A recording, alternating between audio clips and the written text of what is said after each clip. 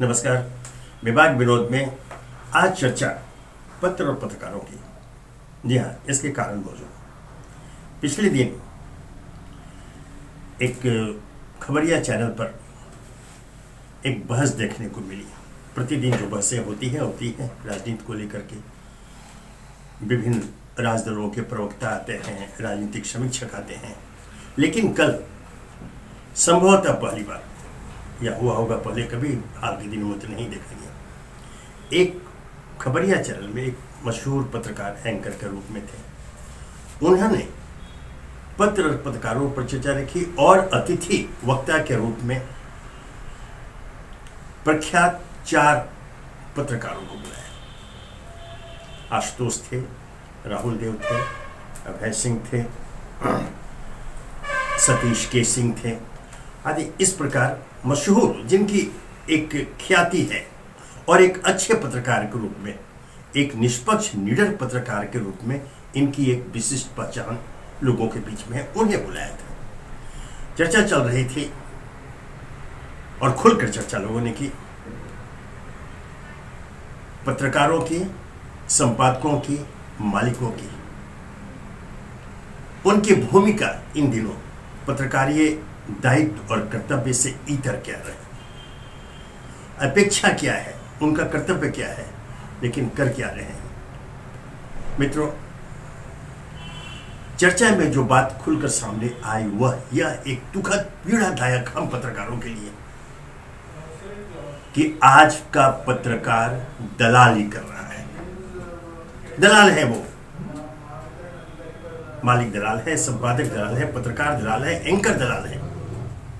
कुछ अपवाद जो हर जगह होता है, सावधानी बरतने के लिए कहा गया, कुछ अपवाद छोड़कर, लेकिन एक स्वर से करीब करीब यही भावना वहां व्यक्त है कि आज जो हो रहा है वो दलाली हो रही है, अर्थात सत्ता के प्रति चरण वंदना और सत्ता के आगे साष्टांग होकर, दंडवत होकर सत्ता के लिए दलाली कर रहे हैं। शायद अगर इस पर कोई सर्वेक्षण कराया जाए तो यह तथ्य सामने आएगा कि अधिकांश, जी हां अधिकांश लोगों का मत है कि अधिकांश खबरिया चैनल यही कर रहे हैं, मालिक यही कर रहे हैं, संपादक यही कर रहे हैं, पत्रकार यही कर रहे हैं, एंकर यही कर रहे हैं।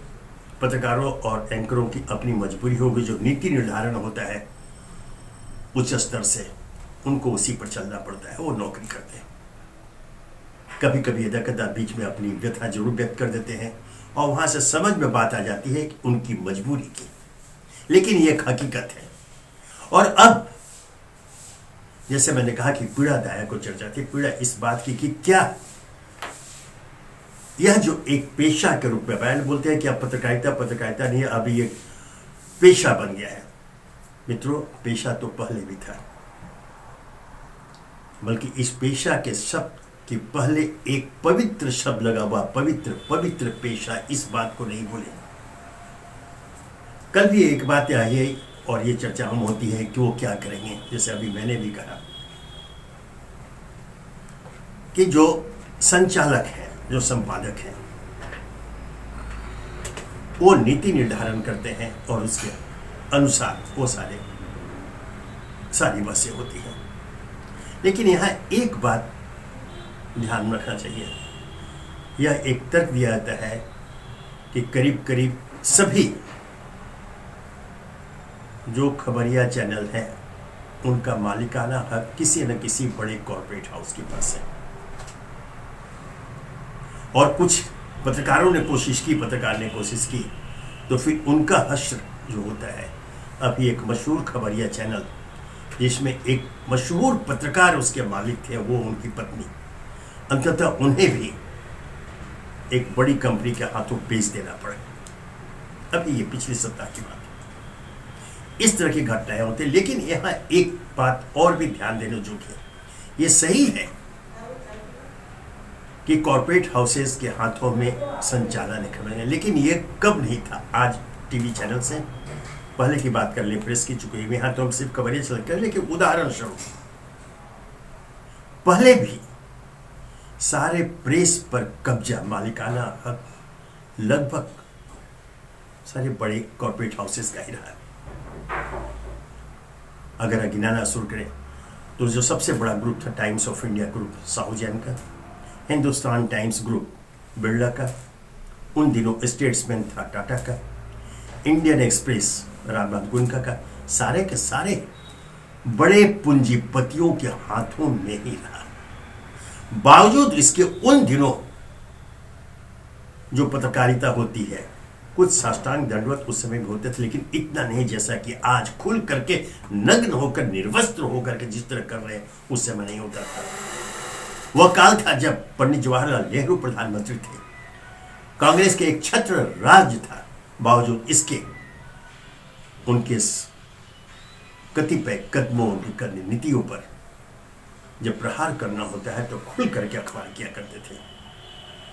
और वह काल वैसा था, जैसे चूंकि मैंने जवाहरलाल नेहरू की याद दिलाई, मैं आपको याद दिलाता था कि नेहरू जी जब कभी नाराज होते थे, बिगड़ते थे अखबारों के ऊपर, तो क्या बोलते थे वे, ये स्टील प्रेस वाले, ये जूट प्रेस वाले, वो भी इसी प्रकार आक्रमण किया करते थे। तो स्थितियां बदली है, परिस्थितियां बदली है, अब बहुत कुछ खुलापन आया, मीडिया का स्वरूप बदल गया, प्रेस का स्वरूप बदल कर मीडिया के रूप में आ गया, खबरिया चैनल आ गए, सोशल मीडिया का वर्चस्व फैला है।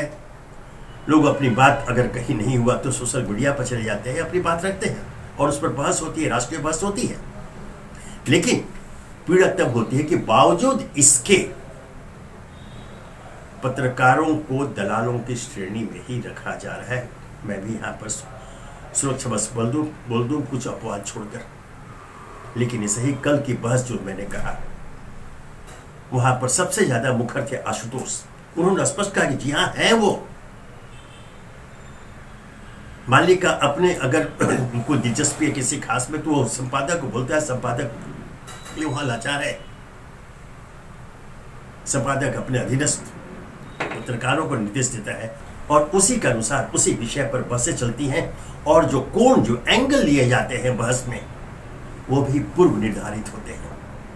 नतीजा ये होता है कि आज जो मीडिया पर आरोप लगता है कि सही बातें, सच्ची बातें सामने नहीं आ पाती, उन पर पर्दा डाला जाता है और एक विशेष उद्देश्य से किसी एक खास विषय को लेकर पूरे देश को प्रभावित करने की कोशिश की जाती है।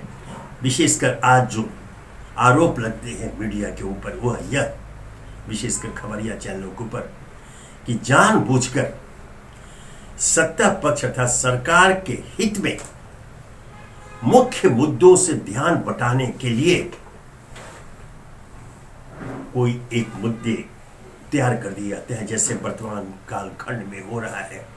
आज सबसे मुख्य मुद्दा क्या है जिस पर बहस होनी चाहिए? वह कौन सा विषय है जिस पर आम जनता त्रस्त है, उसकी चिंता है, वो परेशान है? वह है महंगाई और बेरोजगारी, जिसे पूरा देश त्रस्त है। घर की गृहिणियां परेशान है, युवा परेशान है, सभी परेशान है कि आखिर देश में क्या हो रहा है। महंगाई की मार से आप सभी परिचित हो। ऐसी भीषण महंगाई आसमान छूती, लोग आम रोजमर्रा चीजों की कीमतें, पेट्रोल डीजल पहुंच से बाहर, गैस पहुंच से बाहर, ऐसा कभी नहीं हुआ था। और ये प्रसंग वशी बताना होगा कि ये वर्तमान सत्ताधारी जब विपक्ष में थे 2014 के पूर्व, तो इनका मुख्य प्रहार जब होता था यही गैस सिलेंडर को लेकर, पेट्रोल डीजल को लेकर के। लेकिन उस समय जो कीमत थी उससे आज 1.5 गुना 2 गुना ज्यादा कीमत हो चुकी है। बावजूद इसके इन खबरिया चैनलों पर उसकी चर्चा नहीं होती। बेरोजगारी की हालत यह है कि जिस आश्वासन पर मोदी जी ने वोट लिया, 2 करोड़ रोजगार प्रति वर्ष दिया जाएगा, युवा खुश हो गए, हर उनके परिवार वाले खुश है, उनको वोट मिला। उसमें 15 लाख रुपए बैंक में जाने की बात अभी छोड़ दीजिए, अभी ये रोजगार की चर्चा मैंने कही, चूंकि ये रोजगार और महंगाई की बात हो रही है। तो आज 8 वर्ष से ज्यादा हो गए सत्ता में, तो कम से कम 16 करोड़ रोजगार तो मिलना चाहिए था। कितना मिला? सरकारी आंकड़े खुद छुप जाते हैं, नहीं बता। तो यह स्थिति है, इस पर चर्चा करवाने के लिए ये जो साष्टांग दंडवत मीडिया है तैयार नहीं है। ऐसे में उन्हें अगर दलाल निरूपित किया जाता है तो गलत क्या। और वे क्या करें, आज चैनलों की हालत देख लिए पिछले कुछ महीनों से, कुछ साल से लगातार एक धर्म संप्रदाय का नाम ले लेकर के उनको आपस में लड़वाने का, पूरे समाज में सांप्रदायिक विद्वेष की भावना, सांप्रदायिकता का जहर फैलाने का काम आज ही खबरिया चैनल कर रहे हैं। यह मुख्य मुद्दों से, जैसे मैंने कहा, वो महंगाई बेरोजगारी से ध्यान बटाने के लिए, ताकि सरकार को निष्फलता की ओर किसी का ध्यान नहीं जाए। ये सांप्रदायिकता का जहर फैला रहे हैं। क्या कर रहे हैं आप समाज को बर्बाद कर रहे हैं, आप देश को बर्बाद कर रहे हैं। अंततः इसका परिणाम आपको भी भुगतना होगा, क्योंकि जब पूरा समाज सांप्रदायिकता के जहर से आक्रांत होकर फड़फड़ाने लगेगा तो हर परिवार का वातावरण विषाक्त हो जाएगा। क्या उस वातावरण में, उस विषाक्त वातावरण में आप स्वच्छंद हो, निर्भीकता पूर्वक श्वास ले पाएंगे? कदापि नहीं। यह एक ऐसा षड्यंत्र चला है पूरे देश में, धर्म संप्रदाय के नाम पर समाज को विभाजित करने का, जिसके परिणाम अत्यंत ही खतरनाक होंगे। और कोई आश्चर्य नहीं कि हमारे लोकतंत्र की नींव भी उससे कमजोर पड़ेगी। इसलिए जैसा मैंने कहा, कल मैं जो चर्चा सुन रहा था, मुझे बड़ी खुशी हुई कि कल से देश के 4 प्रमुख पत्रकार, निडर निष्पक्ष पत्रकारों ने इस पर चर्चा की, खुलकर चर्चा की। और उनका भी यही रहा, उन्होंने खुल कहा है कि इस दलाली के विशेषण से स्वयं को मुक्त कराने के लिए पत्रकार कम से कम थोड़ा शर्म तो करें। जैसे मैंने कहा कि पेशा है, लेकिन एक पवित्र पेशा है। इस पेशे के पूर्व एक शब्द लगा है, पवित्र। पवित्र पेशा, उसकी गरिमा तो रखें, उसकी पवित्रता तो कायम रखें। आप जिस मजबूरी की चर्चा करते हैं, ठीक है, वो अपनी जगह है, लेकिन एक बात हमेशा ध्यान रखें, संचालक, मालिक कोई भी हो, पहले वो अपने लिए सम्मान चाहेगा, अपने प्रतिष्ठान के लिए सम्मान चाहेगा। और यह सम्मान तभी मिलेगा जब सकारात्मक रूप में उनके प्रतिष्ठान की चर्चा आम लोगों के बीच होगी। और यह तभी हो पाएगा जब आपकी विश्वसनीयता कायम हो, आपकी निष्पक्षता कायम हो, आपकी निडरता चिन्हित हो। यह तभी हो पाएगा। मुक्त होइए, इस दलाल के विशेषण से मुक्त होइए। यह दलाल बन करके आप समाज में कैसे विचलित करेंगे? आज एक सच्चाई है, कल भी चर्चा में यह भी बात आई कि एक समय था जब मैं पत्रकार हूं, यह सम्मान के साथ, गर्व के साथ कहते हुए समाज में भ्रमण करते थे, घूमते थे, मिलते थे, और आपको वो सम्मान प्राप्त भी था। एक विशेष सम्मानित नजर से आपको समाज में देखा जाता था। लेकिन आज अगर आप कहेंगे कि मैं पत्रकार हूं, आंखें टेढ़ी कर पूछेंगे, अच्छा तो आप दलाल हो? किस पार्टी के दलाल हो? सत्ता पक्ष के, विपक्ष के? किसकी दलाली करते हो तुम? आज सवाल यह पूछा जाता है। इस स्थिति से निकलने के लिए कल जो पहल हुई है, खबरिया चैनल पर बहस की जो पहल हुई है, उसका स्वागत करता हूं और आशा करता हूं कि यह बहस वहां सीमित होकर न रह जाए, उसका यह बहस आगे बढ़े और वर्तमान पत्रकारों को ही नहीं, वर्तमान जो सक्रिय पत्रकार, सिर्फ उन्हें नहीं, जो विशाल युवा वर्ग है जो पत्रकारिता में प्रवेश का इच्छुक है, उनके लिए भी एक ऐसा वातावरण तैयार करें ताकि वो समझ सके कि हाँ, वो जिस पेशे को चुनना चाहते हैं वो एक सम्मानजनक पवित्र पेशा है, दलाली का पेशा नहीं है। कुछ लोगों ने उनकी क्या मजबूरियां हैं मालूम है, लेकिन उन मजबूरियों का समाधान निकाला जा सकता है अपने पेशे की पवित्रता को कायम रखते हुए। सिर्फ प्रयास तो करें, संपादक मालिक से चर्चा करें, पत्रकार संपादक से चर्चा करें, खुलकर चर्चा करें, निडरता पूर्वक चर्चा करें, उसमें समाधान निकलेगा। आपको समर्पण करने की आवश्यकता नहीं है। अन्यथा समाज में आपने कहा कि जिस सम्मान की अपेक्षा आप करते थे या सम्मान जो पहले मिलता था वो सम्मान आपको नहीं मिलेगा। क्या आप ऐसा चाहेंगे? मैं नहीं समझता कि कोई भी ऐसा चाहेगा। ऐसे में आग्रह है कि इस दलाली से मुक्ति पाने के लिए, यह जो तमगा आपको मिल गया है उससे मुक्ति पाने के लिए आप पहल करें विभिन्न स्तरों पर। जैसे मैंने कहा कि पत्रकार संपादकों से चर्चा करें, संपादक मालिकों से चर्चा करें। और मैं बिल्कुल आश्वस्त हूं कि इसका अच्छा समाधान निकल जाएगा। पत्रकारिता के पेशे की पवित्रता भी कायम रहेगी, विश्वसनीयता भी पुनः स्थापित होगी और मालिक संपादक जो चाहते हैं उसका भी हल निकल पाएगा। दुख होता है आप एजेंडा न चलाएं। अभी पिछले दिनों एक खबरिया चैनल पर खबर चली कि महाराष्ट्र की शिंदे गुट और भाजपा की सरकार में मतभेद है।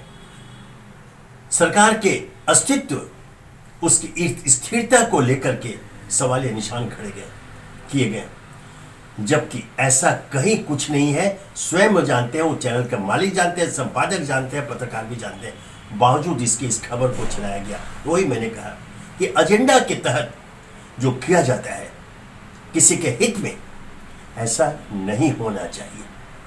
कहीं भी आत्मसमर्पण करने की जरूरत नहीं है, कहीं भी साष्टांग होने की जरूरत नहीं है, कहीं भी सत्ता के सामने दंडवत होने की जरूरत नहीं है।